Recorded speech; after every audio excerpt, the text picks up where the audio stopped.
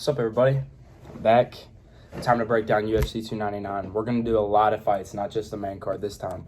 I watched that shit top to bottom. So, we're going to start off with Robelis Despain versus Josh Parisian. And there isn't really much I can say about that fight. I mean, everybody knew what Robelis Despain was going to do whenever he came into that fight.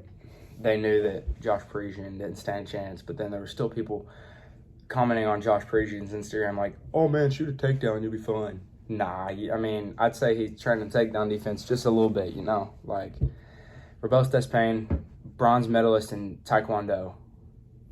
That man's a beast. I think that he'll be top 5. Yeah, top 5 for sure. It's pretty easy to get to the top 5 in heavyweight, so I think that guy's going to be a demon. Next fight, we had Pedro Munoz versus Kyler Phillips. I think Pedro Munoz just got outclassed in that fight. I'm not going to lie. Pedro just didn't look the same as he used to. He was leg kicking Kyler Phillips up a little bit, but then Kyler Phillips would just catch him, clip him, you know, just a little bit of everything. He would mix it up.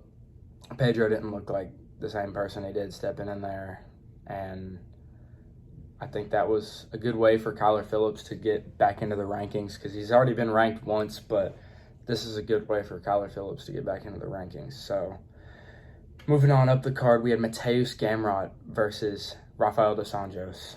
Man, I don't think anybody saw it coming whenever RDA dropped Gamrot in that first round, for those of you that watched it. But the first round, it started off like, you know, Gamrot pushing the pace. And then RDA caught him with a knee and stumbled him and knocked him down. And I was like, no way. I thought RDA was about to finish it right there, but then Gamrot just got back up and kept shooting takedowns, putting the pressure on. Round 2, once again, putting the pressure on, shooting takedowns. Couldn't really let RDA get any breathing room. And he wasn't finding success on the feet either, RDA was. He had nothing for Mateusz Gamrot, and I don't know how much longer RDA's got left. But I'll tell you what, he's still looking good at the age of 40. Like, y'all can say that RDA's washed. I mean, he's still looking good at the age of 40. If he would have got that win, that puts him, like, right back in the title picture. Well, I wouldn't say the title picture, but that puts him right back up there in the elite of the elite at lightweight. All right, moving up the card, Macy Barber versus Caitlin Sermonara, or Caitlin Chukagian. I call it Chukagian because that's what I'm used to. Macy Barber's a bulldog. She just went out there and just bulldogged her way to a UD victory. And I agree with the decision. It was a pretty close fight, but I agree. Macy Barber had a lot more control time. She had a lot more takedowns, and she was having some success on the feet too, but the takedowns were evident. Chukagian really had nothing for it with the takedowns. She would just Macy Barber would just clinch up. It's mainly the whole fight. It was kind of a snooze fest, not gonna lie, but it was. I mean, it wasn't a snooze fest. That was a little bit of an overstatement. A snooze fest was RDA Gamrot. That was a snooze fest, but I'd say that was a pretty good fight. And Macy Barber just bulldogged her way to a UD victory, which I agreed with the decision and thought that Macy Barber won that. So there's that. Up the card, Jailton Almeida versus Curtis Blades. Holy shit, I was so happy that fucking roid monster, steroid abusing fuck got out of there. No title run for you, Jailton. It's Curtis Blades time, baby. Curtis Razor Blades. That was the prelim headliner. First round, Jailton Almeida landed 9 fucking takedowns. 9 in the first round. And that's at that point, I was like, there's no way Curtis Blades has this anymore. Because that was 10-9 Almeida could have maybe been a 10-8. But he didn't really do much damage. If he would have done more damage, had some sub attempts, and had a lot more ground strikes, then it would have been a 10-8 for sure. But 9 takedowns with just Curtis getting right back up. It was a 10-9 in my opinion. And then in that second round, Jailton shoots on the double, switches to the single as as Curtis is defending on the fence, he just starts hammering away, just right hands over and over and over. And he just shut the lights out of Jailton Almeida. And I lost my shit whenever that happened. I swear to God. That was so insane, because I figured that the only person that was maybe going to be able to beat this guy was going to be like an Aspinall. And I thought Blades could maybe have something for him, but I didn't think it was going to be that, you know? That was a great performance by Blades and a great comeback win. And moving on to the main card, first fight, we had Peter Yan versus Song Yadong. Song Yadong came out strong in that first round, I'm not going to lie. I picked Peter in this fight. I said Peter was going to win. I didn't do a video on this. I've kind of taken a little step away from YouTube, but I picked Yan to win this fight by decision. I didn't think he was going to knock Song out, because Song's just a beast, dude. But he's got a good chin, too. And Song was doing great in that first round. He landed some takedowns and had some good strikes, but then come that second round, Peter Yan was countering. Like, Song would throw like a straight, and then Peter just come in with an uppercut. He did that twice in a row on one of them too. Like, it was crazy. Peter Yan's striking was way too much for Song to handle that night. And third round comes out. You know, he's just sticking with that clean counter striking like Peter Yan does, and just having that dog mentality, you know, having that no mercy mentality, and it put him back in the win column. So I think that if he gets another win over another top guy, it puts him right back in the title picture. Like, I know he's on a 3-fight skid, but it puts him right back in the title picture if he gets another win, because everybody's saying he's washed. I knew he wasn't washed. I honestly I was a believer in Peter Yan. I didn't think he won the fight against Aljo the second time. I had O'Malley winning that fight as well against Yan. I thought, after going back and rewatching it, I thought it was 2-1 O'Malley. Like, it's just you can see it differently. Like, anybody can see it differently, and I'm not gonna hate you for it. But I'm not gonna hate you if you say Yan won that. But I mean, I had it the way I had it, and there's no factor on that. But Yan came out looking like a dog on Saturday. And now up the card, Gilbert Burns versus JDM. JDM just came out and just put the jab on Gilbert and just was landing combos, because Gilbert was just throwing one strike at a time, just like haymakers, just trying to put his lights out, trying to put JDM's lights out. He landed a couple of them, but nothing doing there to those overhands and like those bigger shots when JDM was just sticking the combos in round one. And that's how JDM won the round, was from the combos, even though Gilbert had the takedown at the end. Second round comes out. Gilbert gets a few takedowns, holds JDM on the ground, tries to look for submissions. Couldn't get one, but 1-1 now at that point, because Gilbert's just looking for submissions, you know, getting ground control time and doing whatever he can to try to finish the fight, you know. And then that third round, he was doing really well.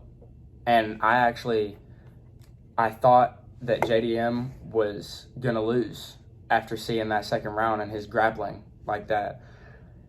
Gilbert comes out, shoots a couple of takedowns, gets JDM on the ground. But then, like, right at the end of the round, JDM works his way back up, hits Gilbert with a knee, and Gilbert goes down. And he just elbows and just punches on the ground, and Gilbert was shut out. Nothing for him. And that was a crazy finish too. I didn't see that one coming after him getting dominated on the ground like that. But hey, you know, MMA makes no sense sometimes. Just like this next fight. I'm just gonna be real. Coming into this fight, Kevin Holland was the favorite, of course. MVP, underdog. And I was looking like MMA Guru's picks. MMA Guru picked MVP. And Lucas Tracy, I saw his pick. He picked Kevin Holland. He was like, that's one of the more easier picks on the card. I honestly went with MMA Guru, and I picked MVP because I think MVP striking is very good. Like, just that that little bouncing in, throw the 1-2, you know, he just bounces in like that. And just, it's so unpredictable. Like, nobody sees it coming. And Kevin Holland did not see any of that coming. But first round, MVP was landing some massive shots, like huge shots, easily secured that round.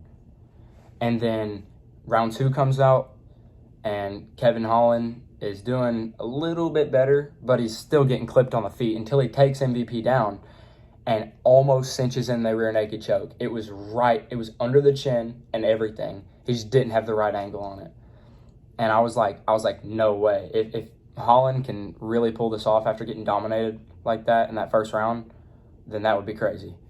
And then third round comes out, and MVP just puts it on him straight away. Doesn't even glove touch, just puts it on him straight away. Throws him to the ground, and then just keeps pressure and pressure and pressure just in that third round. And just keeps striking, keeps getting to him. He was in Holland's head for sure. Like, that was crazy. I mean, 2 very cocky guys. And first time Kevin Holland's probably fought somebody cockier than him. Like, that was, other than maybe Marvin Vettori. But MVP, there was nothing that Kevin Holland did there to do anything to.